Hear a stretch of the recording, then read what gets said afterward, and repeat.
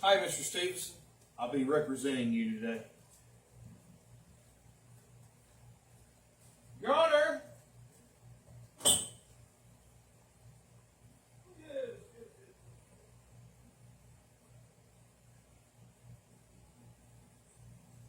All right, I'll tell you.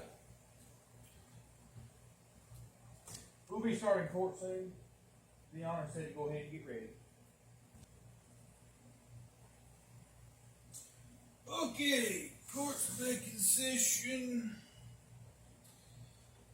We'll start with some questions and maybe some key witnesses in this trial.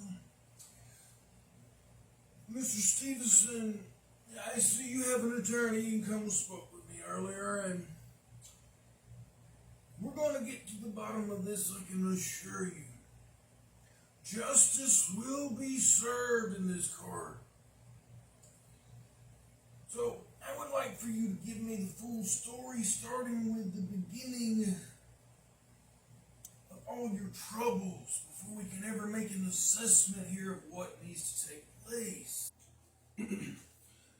Your Honor, I'll be filling in because I sent Mr. Stevenson out a little bit. He was quite a bit touched and emotional because this is very straining on him.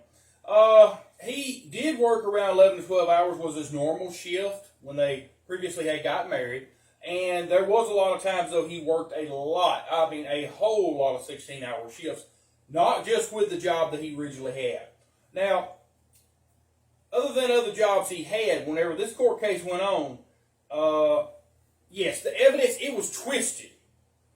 In the second case, there was a hearing, plus him and his wife and child, if you want to add that, because they was a family unit, they should have been legally processed together, was not properly represented. There was no defense in his case, or hers, or the child's, basically. They went on complete offense with the case without engaging in any defense against their part. And so, Your Honor, with the defendants not having a proper defense or attorney at the time, the case should have carried on forward until said was provided or they was attained, one of the two. There was no conviction. No one had done any drugs, alcohol. As far as any abuse in the home, there was child services that was called out a few times, but they passed inspection. They had heating, electricity, food, water. I mean, the boy was clothed. Your Honor, so far, we'll just rest the case right now today on this right here, evidence that there needs to be quite a bit of the muddy water drug out on this thing.